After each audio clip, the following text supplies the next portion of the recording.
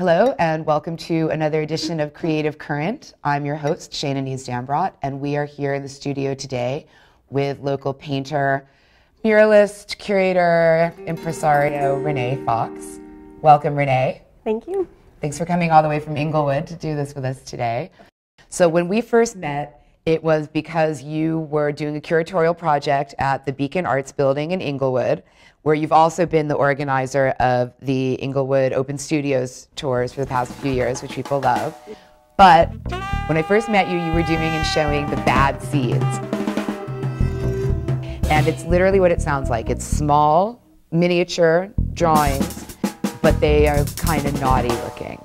And they were supposed to represent or symbolize these sort of naughty or bad ideas that that artists are often accused of having, that, you know, somehow is like the seed of an idea that creates work. Since 2008, I've made over 300 of them, and they're all like between 2 by 3 and 3 by 3 inches. And then they're, you know, drawn in pencil or colored pencil. But I've put them in different configurations on walls in different shows. And so there's a lot of different things happening with the seeds. You know, there's been ascribed sort of sexuality to those images. It has a cuteness. Yeah. And a, you know, a kind of a sweetness to it, as well as that kind of sex thing. Your work continued to evolve from that point into the larger drawings and the larger paintings. You're part of a group show at Descanso Gardens called Wildflowers? Yes, exactly. Which I saw the opening, it's gorgeous. I just wanted to make sure, Wildflowers.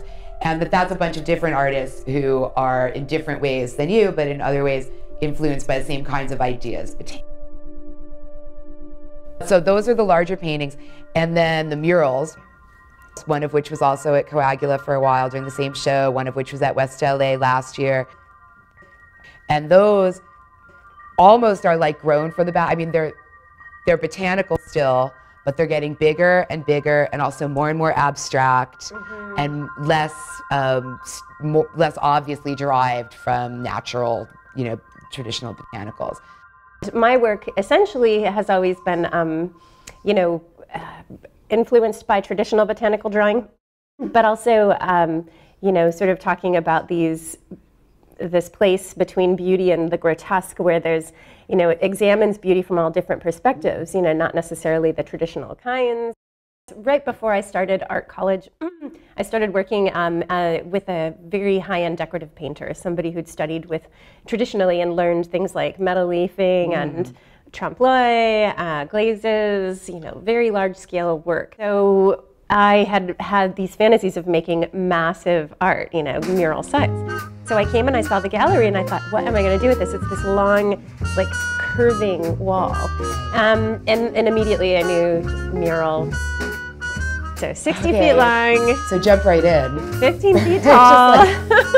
And so be careful what you wish for. Yes, exactly. Okay. But I was ready. I felt ready. I took about 2 months to prepare for the show. I went through sketches, you know, just did all these until I got like a perfect, you know, exactly what I wanted to do there. And then I spent 2 weeks executing it. But that's all the time I had between the show before.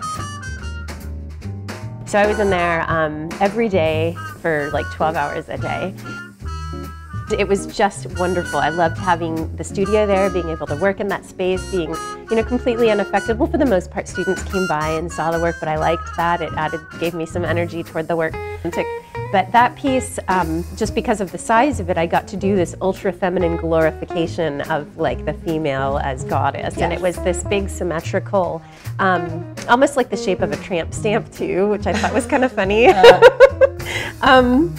And you know, it's like this orchid in the center that's sitting on this, you know, visceral like organ puff, and then she's got, you know, these tongues coming out the top, and you know, so I pushed it a little further, and that has just gotten, I feel like that's where my progression's going as far as the content is progressing on this, like, you know, how surreal, how weird can I make it without it being really off the hook and something that people are just not going to understand at all. I like, my favorite word to use about your work, as you know, is fallopian. Yeah.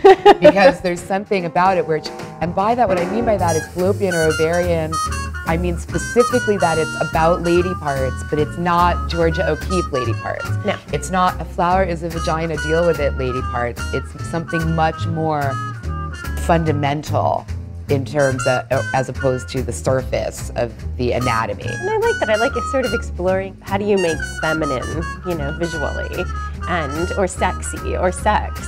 Right. But without, if you happen to not be interested in specifically depicting sex, how do you know, get to that? And I mean, so that's where my use of, also it's fun to say fallopian, because it just is, because no one expects you to say it. It's one of those words, you know, people don't expect to hear.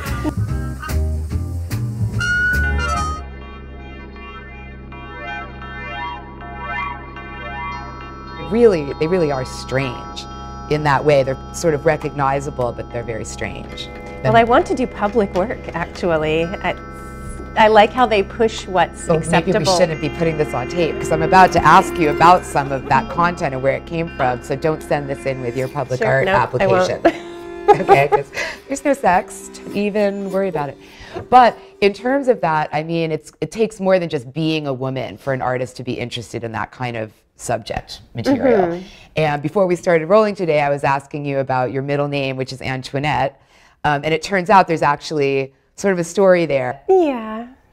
Well, I called her Aunt Tony. She's one of the people in my life who helped make me who I am. A naughty bad seed. A naughty bad seed. And I think she was one too. So I'll tell the story. She and my mother met when they were both, I think it was, they were teenagers. And the two of them were just thick as thieves. You know, when I was a kid, Tony was my aunt, and she was the one who, you know, raced her car on hills and, you know, with me in the car and talked to me about sex and drank and just, you know, she was the party. She was always so exciting and so fun. And because when you talk about her, I get the sense of that kind of vision of a version of femininity, as you were saying a minute ago, that isn't all about sex, but that doesn't have nothing to do with sex. Not at but all. that actually is about something a little bit to the side of that, which has to do more with a sort of a powerfulness. Yes, yeah, definitely. She was a woman who was living her life no matter what anyone wanted her to do. She did what she wanted to do. Right. I love her now. I've never even met her, and I'm thinking, I love Antoinette. Yeah.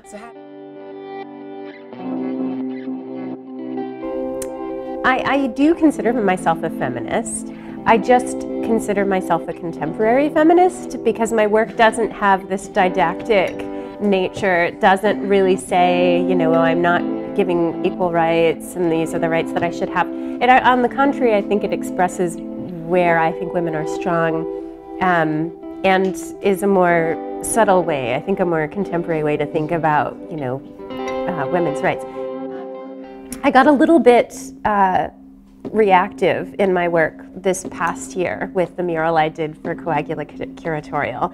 I was listening to you know, you listen to the radio when you're in your studio, and I was listening to, you know what I'm talking about. You know what I'm talking about. You know, the election crap and you know, legitimate rape and all of these. Binders full of women. These men taught me so much about being a woman. Yes. I had no idea. So I just thought, wow, I felt sort of responsive, and I'd been looking at these wonderful images ever since the other large mural where I had the viscera. So I had all this great reference, and I found this one online of these snake eggs. It was a snake that had been a pregnant snake that had been eviscerated, and they were these eggs in a sack, and it was just to me gorgeous. I mean, when I was 11, my mother was studying to be a nurse, so she took me with her to the medical museum, and I watched an autopsy so I'm really into, like, I think all that stuff's really beautiful. So I thought, okay, I definitely want to use this, and I was looking at the orchids because they are one of the most confrontational flowers. They really are. Yeah. Yeah. So I found this one, and she's just, you know, aborting the snake eggs out of the middle, and there's sacks just sitting on the sides, and I called it birthing right, you know, and just, I thought, you know, it's kind of nice, the symbolism of the snake. It's something that used to belong to the female, but then was, you know, bastardized, and then it was made evil because we're kind of evil. And so no, I mean, I can see you laughing, and I know why. It's because you don't have any desire to be seen to be critical or disrespectful towards the didactic academic feminist tradition. No. It simply is that your version of feminism has more to do with celebrating the kind of soft power.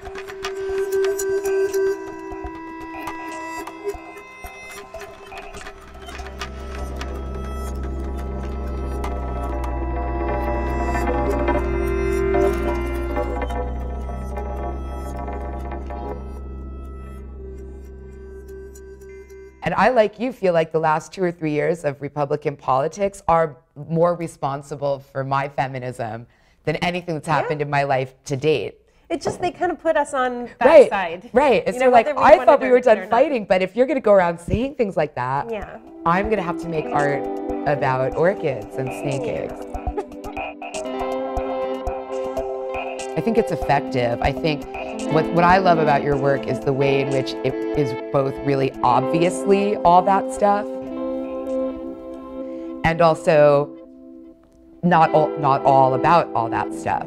So there's a level of just sort of aesthetic gorgeousness and symmetry and the way that it's rendered and the sort of very smooth, very delicate surfaces and things like that that are enjoyable no matter what the iconography is, or you can go there all the way as far as you want with the iconography, and it's in there too. Right, and I like that you know, you're not forced to see it in a specific way. You can enjoy it for beauty's sake or think about it. Right, or you can get mad. You can get mad if you want. As I mentioned earlier, we met when you were working on the curatorial program at the Beacon Arts Building, where you were the gallery director, and then you started, after the first year, curating the shows.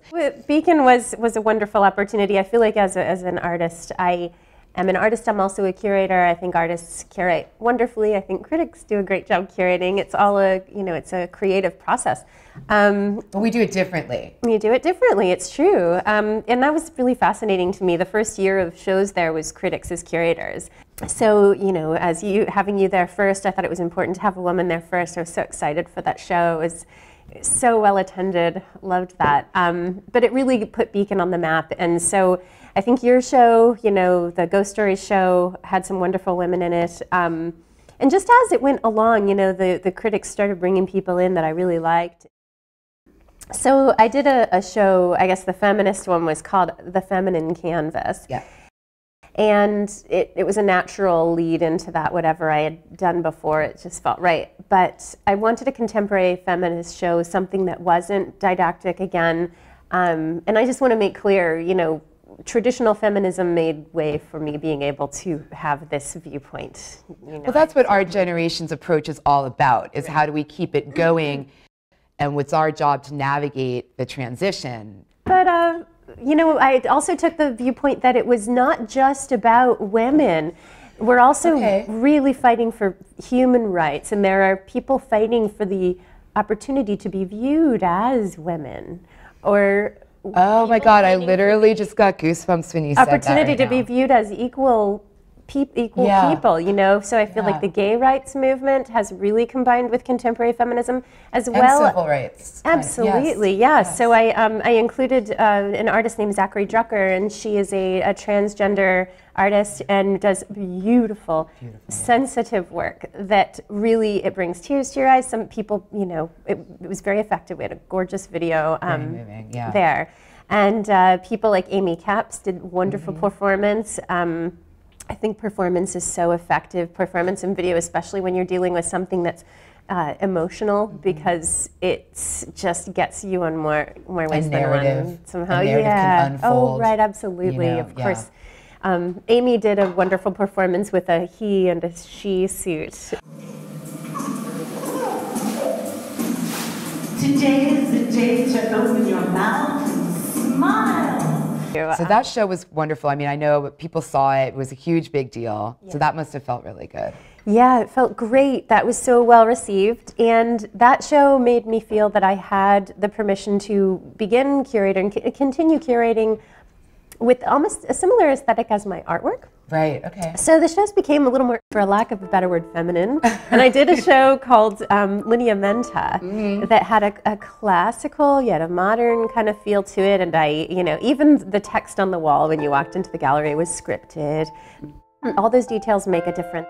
And Lineamenta was ways to think about drawing, you know, that as a complete finished object, but also, you know, challenging the definition of what is drawing and maybe expanding it, you know, using sculpture, video, painting.